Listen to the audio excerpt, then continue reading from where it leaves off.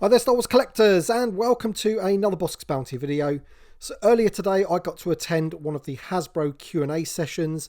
These are usually held 2 or 3 times a year and gives us a chance to ask the Star Wars team questions relating to recent reveals and live streams. Other fan sites and creators on my session included Jake from Fall on Tazookas, Arnie from Star Wars Action News, and Victoria from Victoria's Cantina. You will see the whole recording on this video, except for Victoria's questions. I do recommend that you head on over to Victoria's Cantina YouTube channel. There is a link in the description below, and there you can check out her questions. She does a really good video with follow-up thoughts to all of the answers that are given to her questions, so be sure to check that out.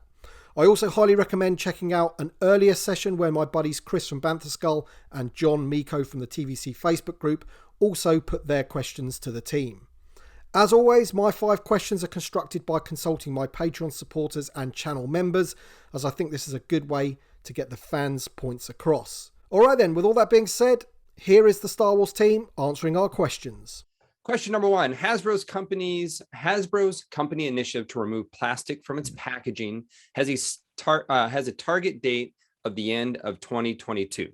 We've already seen this done with the new TVC Troop Builder 4-packs. How will this affect the TVC basic carded figures, where the vintage style packaging is one of the key selling points? No, it's a good question. Hasbro made this pledge, I think, 3 years ago. And I will just say, I think I and a lot of people within the company, most people are really proud and happy to work for a company that at a high level has that kind of vision and cares about kind of the world and things kind of beyond our walls. So I will just say, it made me excited when Hasbro said that, and obviously we're working through the details, but that kind of vision and that commitment was really exciting to see. You mentioned the Troop Builder 4-packs. We would have done that in that packaging regardless of any pledge, just because that was the way that it made sense for those Troop Builder items, since those weren't about the packaging. We are exploring those details, what it means across the line. I don't have any updates to share at this point, but we do look forward to sharing more info down the line. And certainly, as you mentioned, that end of 2022 is coming up fast, and we will certainly share something before then. All righty. Thank you. Awesome. Thank you. All righty. Arnie. And I will just say, Arnie, I don't know if I've seen your Zoom avatar before, but it's fantastic. So thank you. Absolutely. Well, good morning. I'm also here to give some softball questions. So, I wanted to ask about the HasLab Rancor project. Yep. It was an incredible item, impressive, huge, great paint, and it missed the mark by such a narrow margin. And given that other HasLabs have been extended, like Unicron got a little extra time, and given that the Rancor was so close, why not give it like that extra day or two it needed to hit that goal? Yeah, no, absolutely. I mean, as we know, HasLab is all about those dream projects and allowing fans to decide. And, I backed it, more than once, a couple of times. I would have loved to have had a couple of Rancors in my house. And we definitely appreciate all the fans that supported that project and kind of the passion that they showed. We were excited to add that Rancor Keeper mid-campaign. We saw that as kind of the extra bit needed to hit the goal. Also, kind of HasLab's evolved, right? Like, the Unicron, I think, was the second campaign. HasLab is a pretty well-established platform at this point. People know about the time limits. So after we added the Rancor Keeper mid-campaign, that was unexpected, given the establishment of the platform. At that point, kind of, we did want to stay true to the original time period. We knew that we had 6+ weeks throughout the course of that campaign. It was announced at PulseCon. Ultimately, fans decided that this particular project and this particular configuration wasn't what they wanted to see. We've learned a lot from that campaign. We're going to apply those learnings in the future, and we're really excited for our next one, whenever that may be. All right. Thank you. Absolutely. All righty. Tim, you're up next. Yep. Thank you very much for having me on again. Okay, first question. So many collectors are wondering why the Vintage Collection Boba Fett Morak figure is a deluxe figure with a deluxe price tag. I understand there was a confusion with the price at the very beginning, but it's still, I think it's $20.99, which does make it deluxe. And when I look at figures like the Myth Roll in the main line, he's got loads of new accessories. He's fully newly tooled figure. What makes the Boba Fett a deluxe figure with that price? Absolutely. And I would say, it's not just the name. Obviously, we had a Black Series, Nomad Boba Fett in his look from Typhon. That was a mainline release. I think it's instructive to look at kind of our Black Series and vintage lines versus our other lines. The things that make those targeted at the fan community are, certainly the complexity, the articulation, the deco, the soft goods. Certainly size is a piece. There are some figures that are deluxe in the Black Series line and could be world building sets in the vintage collection line because of the size, but it is also those other things, and deco I think is a key piece here. Boba Fett in his armor is one of the most decoed pieces, in the line. And I don't think we would want to simplify that. Again, that's what makes these pieces, for collectors, for fans. And deco, it has a cost to it. So we wouldn't have been able to do those pieces in mainline. We are able to get those out at those higher SRPs. And so we wanted to get him in the line, and that was the way to do it. Okay. Cheers. Absolutely. Yep. Dominic, what have you got for us? Awesome. Well, good morning. Thank you, as always, for doing these. I want to build off of what Arnie was asking and talk a little bit about the Rancor. Obviously, we were all disappointed to see it, miss by just that much. Yeah. You mentioned that you had some lessons that you learned about future that you're going to apply to future Star Wars HasLab projects. Can you talk a little bit about what those lessons are and what you're hoping you can do differently when we do this again? Yeah, I don't think I can dive into the details there, but certainly again, as I said, this particular project, this particular configuration, fans decided that they didn't want to see. And so we've been kind of diving into what those things may have been. We also know kind of there's a lot of things that might have worked about the project. And so as we always do, it's helpful conversations like these, we are active online and reading comments there. And so I think we're trying to discern kind of, what specifically about the project was it that made it not work, and not just assuming that, anything about it could have led to that. So I think that goes into the conversations. It's not just like, well, this was Black Series or this was that or that. It's trying to dive into what specifically about the project led to the reaction that we got. Thanks. Absolutely. All right, Asanio, is that how you pronounce it? It's Ascanio. It's Ascanio, but it's good. It's good enough. Don't worry. Right. Thank you very much for hosting us. It's a real pleasure. Absolutely. So we wanted to ask you about this. We saw some very good addings to the archives lines and nicely renewed action figures with a major quality on the shapings and sculpts. And so we were curious to ask and to know, in future, this line will have more or maybe the same importance of the already well-known Black Series that already gave us a lot of big joys? Awesome. That's a good question. And I'll get Ascanio right by the end of the session for sure. Thank you. No, you already got it. There we go. We love the archive. It's definitely not kind of the Black Series. Just like in vintage, the specialty waves aren't nearly as important as our mainline waves. It's great to get those figures out for fans who didn't get them the first time. And certainly it's something we put a lot of time into, but I would say, definitely without a doubt, our major focus is on the mainline Black Series. Thank you very much. Jake, back to the top. All righty. By all appearances, the cheaper priced and less articulated and less decoed retro collection figure line has been a hit. What level of success of this subline would Hasbro need to see to be motivated enough to create a non-TVC secondary line of 3 3/4 figures akin to the figure lines that ran in conjunction with the Vintage Collection's initial run about 10 years ago? Thank you. So yeah, we've loved to see the response to the retro collection, and this is just a dear line for us because the Kenner world is our own company history and our legacy of toy design. So the team loves to create it. I would say that as far as jumping into an additional 3 3/4 realistically styled simpler figure at this time, I think that we don't have any current plans for it, just because splitting currently between the Kenner styled 3 3/4 figures and the highly articulated 3 3/4 figures, we wouldn't want to create too many splits and pool our tooling across too many expressions. But we are always interested to hear what the community is passionate for, and if you guys rally and tell us that there's something you're really interested in, we do love to listen to it. So keep letting us know what you want. Perfect. Awesome. Arnie, back to you. Yeah, I want to go back to the Jabba's Palace diorama, and Emily, great job on that. I think that's honestly the most exciting play set of the past 30 years. Thank you. So, but it's been announced in the United States as a Pulse exclusive, but it would be available to retailers overseas. And we've seen some Pulse exclusives. I remember specifically the Marvel Retro 3 3/4 inch figure 2-packs were Pulse exclusives. They did end up at regular retail in the US. What are the chances that eventually down the line, Jabba's Palace might also end up being available at retail? I think I can safely say 0%. So I can't comment on other brands. I think there might have been kind of different packaging executions between Pulse and other retailers.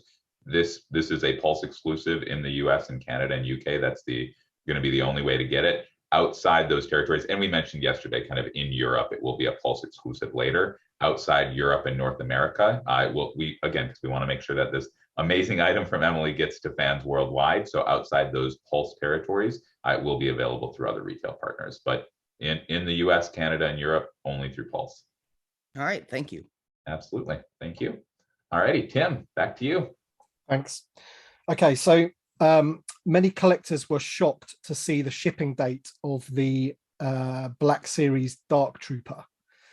I think it's due in March or even May 23. So can you tell us why the time between ordering and shipping seems to be increasing with every pre-order? I would imagine there's still things to come at the end of this year which haven't been announced, haven't been put up for pre-order. Why are you releasing things that are so far ahead rather than things that maybe are coming out in October, for example? Yeah, no, I can't kind of speak to it, partly just because it's complex, but just kind of when we're releasing what.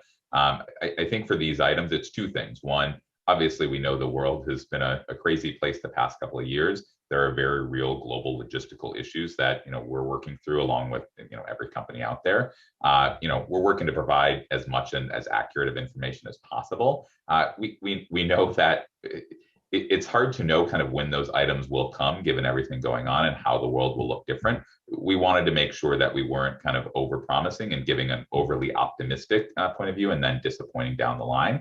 I do also know I've read a lot from the community that they want more transparency and they want to know what is coming. I think we've moved in that direction with pipeline reveals, and certainly, I think giving visibility to product as soon as we have it and as soon as we're able, even if it's coming down the line, so we're not kind of holding that back, but we're sharing what we have to share with the community.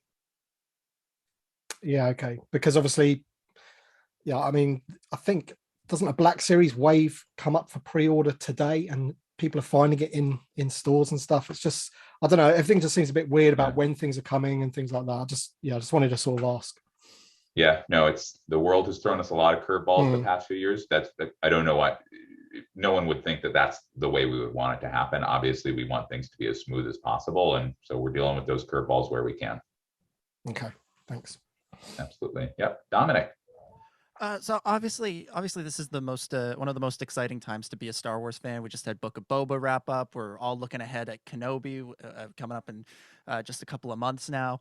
But one of the things we constantly hear from fans is that they would like to see figures and merchandise from the shows that are on the shelves around the same time that the shows are on. Now, obviously, you guys are at the mercy of Lucasfilm and Disney and when you can get designs ready to go for release. But can you talk to us a little bit about, maybe take us behind the scenes on the timeline of when you guys start to see things that are going to be part of new media and how that affects your design process and how that might even be different from doing stuff from the classic films?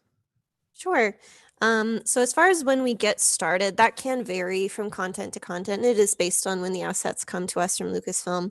I will say that when we get a batch of assets from Lucasfilm, it's like Christmas, and our whole team will sort of gather around and just like parse through it and discuss, and that's a really fun day when we get to dig through it all. But yeah, definitely.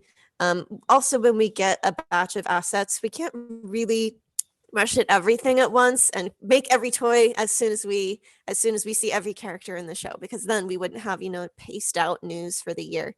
So we will take that batch of assets and say, okay, we want to approach these first, we're going to get to these afterward, and pace it out so that there is a full year of toy news for you guys, and without as much pauses in between.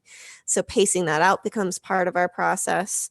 I would say that when it comes to original trilogy content, that's a more delicate game of balance.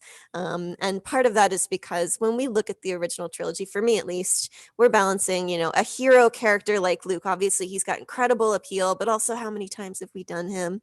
And then when it comes to a background character, that can be something that can fill in the gap in a collector's world, but they may not be known as well. So those are really interesting balancing games to play when we look at original trilogy. And yeah, we try to bring a little bit of it all in, and that's the most interesting dance. All righty. Ascanio, back to you. Thanks. So we were talking about the distribution, and I have a question about it. At the moment, we are surely talking about the United States, Canada, United Kingdom, but not about specifically Europe and maybe Italy. So we would like to know if there are some hopes about finding better and more effective ways for collectors to reach the products, or if there will still be the need to aim for important, pieces, therefore making the whole process more expensive and difficult. So we would like to know if there will be an improvement on this point of view. Yeah, I would say that's definitely not our goal. I've shared in the past before the pandemic, we went out to Europe every year and had a fan summit with all of our regions. And the whole point was improving things like this. Distribution's always at the top of the list. So, we were able to make some improvements kind of coming out of those conversations, have more kind of frequent conversations about getting the right product to the right places. We've continued to have those conversations virtually since the pandemic started. But yeah, I think that hope is always there, especially within Star Wars. But it's certainly never our goal to just say, this is the way it is, and that's kind of the best it's going to be. Again, our goal is to make sure that these products get to the fans that want them. That's good for the fans. It's good for Hasbro. And so we're continually working on ways to make that possible. Thanks. All right, kicking off round 3, and I'll just say we are going to have to speed round it a little bit so that we make sure to get to all your questions. So Jake, kick us off. All right. Yesterday, we saw some amazing new reveals with the Boba Fett Throne Room playset, a new line of archive figures, and some great additions to the main figure lines. What can Hasbro say to the many collectors and fans out there who are excited about all these products, but are a little hesitant to pre-order or are fatigued by the amount of Hasbro pre-orders currently outstanding? For example, after today, I have almost $1,600 in pre-orders just for TVC alone, and I typically only buy one of each. And today, and I forgot about the Black Series line that Tim mentioned earlier with Omega, we have probably today about $475 more of pre-orders going live today. So how does Hasbro view that? Yeah, no, I think there's a few different answers here, and I'll try to keep it quick. But one is that just global logistical situation we talked about, and so hopefully as the world eventually returns to normal, that'll kind of solve itself out. I think one piece is kind of that desire to give that greater transparency. And I know we've heard when we don't do pre-orders on items, the community likes to be able to kind of lock in their purchases. So I think that large number is in part because of the increase in product that we've experienced over the past few years, which again I think is something we've heard from fans. So I think in terms of the fatigue, I think the key thing here is just as the world eventually hopefully returns to normal, we should see those timelines tighten up and hopefully get that product out closer to when we reveal it.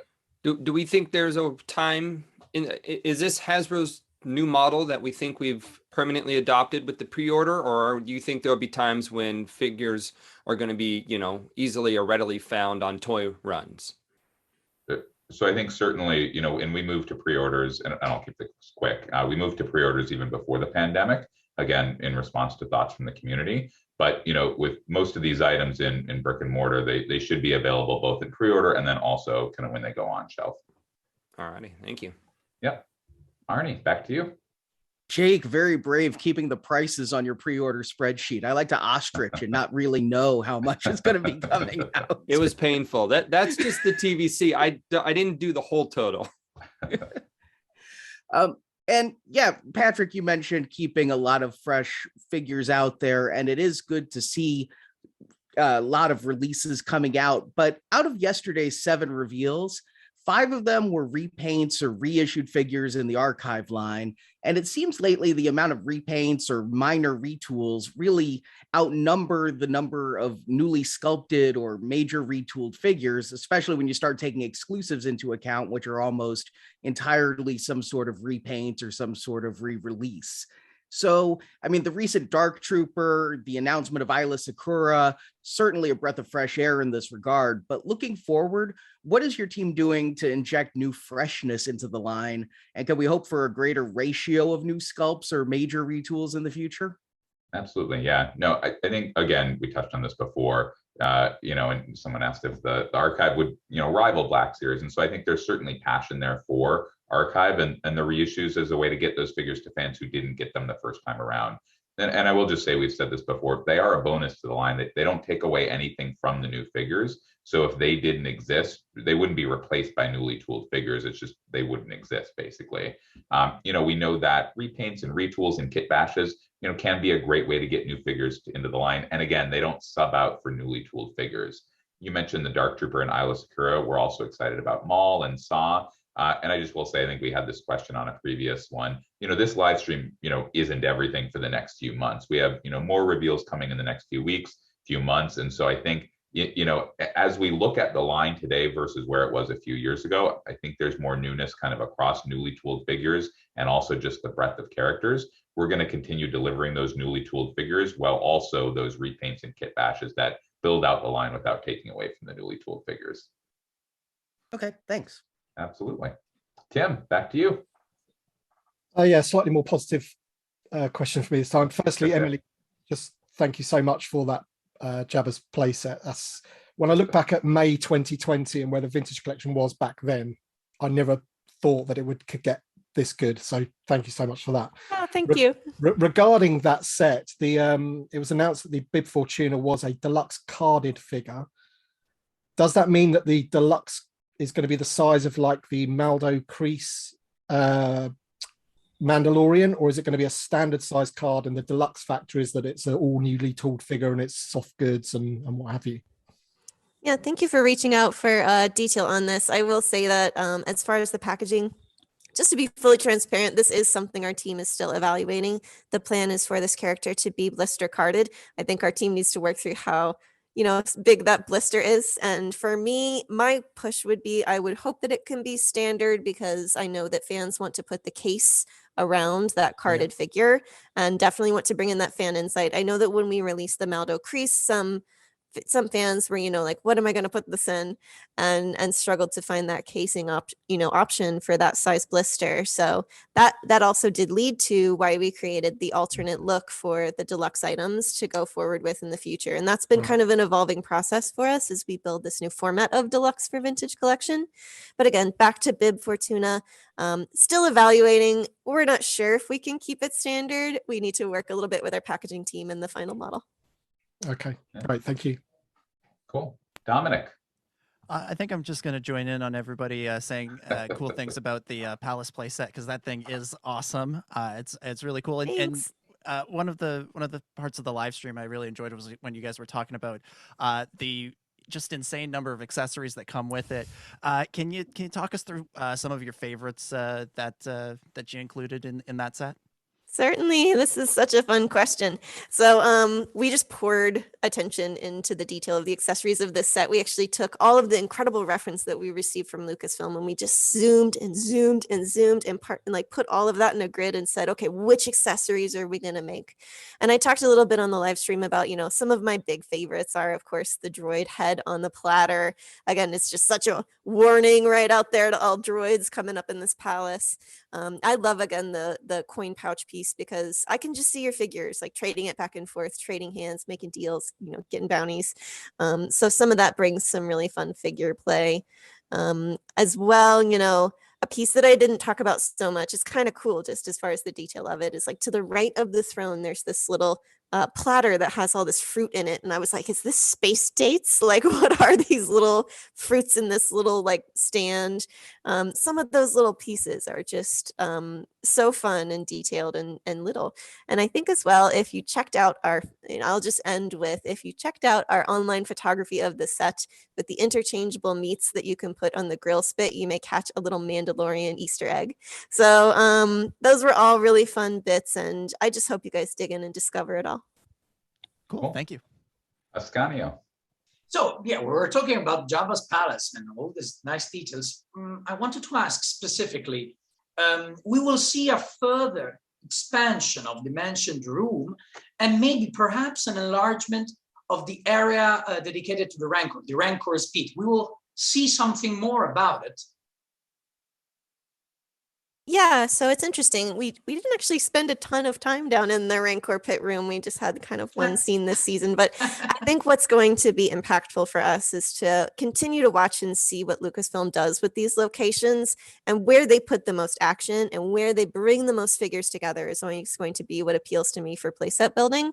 But I would say that probably there's a lot of opportunity for Tatooine in general. You've seen us return to this palace from our first release of the Jabba's Palace set, now into this, new throne room set. And I think that honestly, there's a lot of opportunity in Tatooine to think about for the future.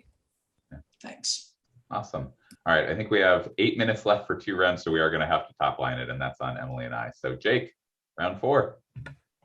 All right. Well, I think that's good for me because most of my parts of my last 2 questions have kind of been addressed by the crew here.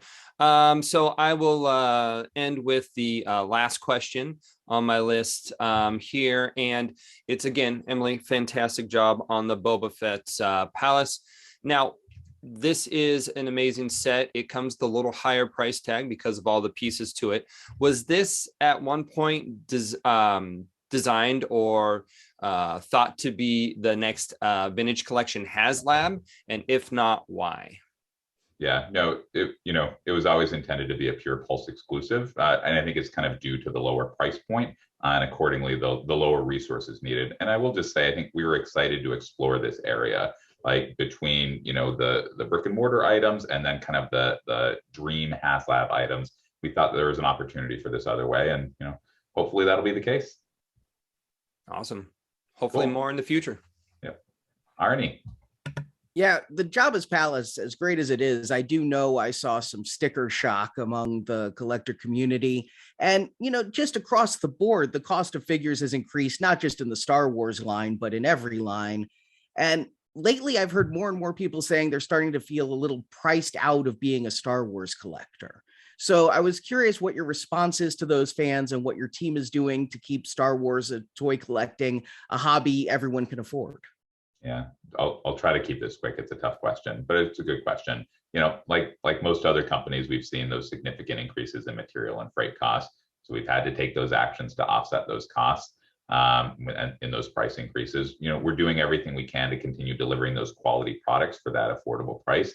And we haven't been willing to compromise on the quality of the products. We think that's the most important thing. We're still proud of that, and we're going to continue doing that. And yeah, hope for the best. Thanks. Great. Tim. Okay, so what was behind the decision to release the 501st clone on a different card back when all other reissues haven't had that same treatment? Was it due to the fact that it was updated quite significantly, or was it the fact that it wasn't part of the specialty waves? Yeah, thanks for asking this one. I think this actually came from us just seeing these clones pop up a lot more in the Clone Wars animation.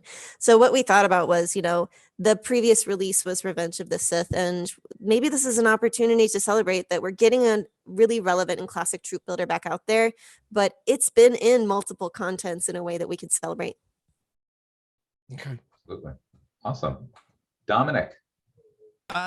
Going to the Black Series archive line, you guys made a couple of cool announcements there with Lando and 3PO and Dengar and old Sheev Palpatine coming back as he so often does. Can you talk a little bit about what goes into selecting figures for the Black Series archive line? How do you weigh things like wanting to update the figure, the fan desire for that character to come back, and the time since it was first on the shelf? Yeah, I think it's a mix of all those things. It's an art rather than a science. I think the final piece is, again, kind of when this line was launched, it was launched with the goal of getting kind of these main characters out there that hadn't been there, that fans who are newer to the hobby hadn't gotten. So I think kind of prominence for the character and appeal to a newer fan is the final piece of the puzzle. But yeah, everything you mentioned, key updates to the figure, the existing fan desire and the time are all certainly important components. Cool, thank you. Absolutely. Ascanio.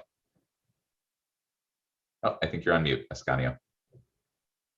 Thank you for reminding me that. So we wanted to know something more about the process, the creative process, how it starts, how you choose, for example, a play set And mostly and specifically, which are the timings required in order to realizing one?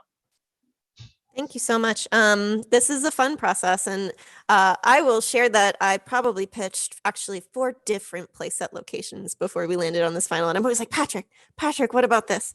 So, but one of the things that I think about as I pick those locations is really just what were the scenes where the most impactful stories happened? Are these the moments in the areas where you just were riveted and at the edge of your seat and the action was happening? But also, was it a scene where more than 2 characters were interacting? Was there a group? Because for me, you can see I've got a dense shelf and I want a playset where I can bring lots of figures together versus just like a scene for one. So displayability, how many can I fit in the set? Also shelf fit. Actually, you'll find that the new playset is, I designed it with the depth to fit nicely on a shelf. So all of that type of display and collection and storytelling pulls into where I pick a playset location. Thanks. Absolutely. All right, we're going to get this last round in. Jake. Oh, I'm caught We unaware. can come back All to right. you. We can come back to you. No, we're good. So you've kind of touched on this a little bit, but maybe you can add maybe another piece of detail. It's essentially Star Wars toys seem to come out a little later than other brands that Hasbro has. Transformers, Power Rangers, Marvel properties all have their products in store, usually around the time that their media that they're based on is announced. For example, Marvel usually actually gets it out 2 to 3 months earlier, and it's in store shelves. People are aware of it. Star Wars brands toys seem to come out 12 to 18 months following the debut of new media. Now, I know you can't speak on behalf of other brand teams, but you are working at Hasbro, and so you probably have some insight about how Doctor Strange figures could be on the shelf right now before the movie comes in a few months. But Book of Boba Fett has 12 to 18 months. Yep. I think we certainly have some figures that are out kind of with new media. I think we had the Artillery Trooper in Black Series last year, I think, or this year. Bo-Katan, I think we revealed kind of during the show. So there are certainly exceptions. We've said in the past that we see some things the same times you guys do. And honestly, I wouldn't have it any other way given the impact that we see. We saw Grogu, the child, in The Mandalorian the same time everyone else did, and just the feeling of that and just seeing the impact on the world was amazing. And so I think, we trust Lucasfilm, we trust Jon Favreau in terms of when we're going to get assets for The Mandalorian and other properties, and then we race as quite quickly as possible to get those out. All right. Cool. Arnie. Real quick one. With the re-release of the 501st Trooper on the new card back, is he getting a new TVC number? Ooh, that's a good one that I don't know off the top of my head that I'll have to follow up with my packaging team about. I'm sorry that I can't answer that one at this time. Okay, thanks. I believe so, given the new card back. I believe so. That feels right. Yeah, but we can certainly confirm. Thanks. Tim. Okay. Does the creation of Hasbro Pulse in Europe and the subsequent access to that direct consumer market actively affect the opportunity for more creatures, play sets, vehicles that you can create in the future? Because from what we understand, it maybe retailers are maybe a bit nervous about stocking those items. Yeah, I mean, I think we mentioned this earlier or in a previous interview, but we will still absolutely continue to see play sets and vehicles in retail stores like the Antok Merrick X-Wing, like the Navarro Cantina playset. We are certainly excited about the ability to expand Pulse to fans around the world someday, hopefully, but starting with the announcement about Germany. And yeah, certainly we're excited then to bring all those great items to Star Wars and fans through whatever channel works best. It certainly helps open up new possibilities, as we've seen with this item, as we saw several years ago with the launch of HasLab. So it's a better world today than it was then in terms of this specific aspect. Okay, cheers. Absolutely. Dominic. So looking ahead at the rest of this year, it's looking like 2022 is going to be the year that we can finally get the convention circuit back on track after having a year or two off in there, starting with Celebration coming up in May. I'm just sort of wondering, are you guys planning on getting back out there for more conventions, and how you're going to balance that with the success you've seen with the live streams? Are the live streams going to go away? Are we just going to kind of go back to how things were? Are we going to stick with the live streams? Is there a balance in there? What are you guys looking ahead at for 2022? And maybe are we going to see you at Celebration in May? Yeah, I can't comment on any specific plans, but everyone on the team is so excited to get back to conventions when it's safe to do so, whenever that time might be. We love kind of interacting and chatting with folks, and we know that that's a valued way to get feedback to us. Either way, we definitely plan to continue live streams. We've loved that platform to reach a broader audience, and so those will definitely continue. Cool. Thank you for everything this morning. Absolutely. Thank you. Scanio. Last but not least, are we going to see more vehicles, maybe massive ones too? And if yes, could you give us maybe just little anticipations or maybe some clues? I will give you my personal suggestions. I would love to see Naga Sadao's meditation sphere, for example, or a Darifan class battleship, something coming from, the golden age of the Sith, expanded universe, good old times.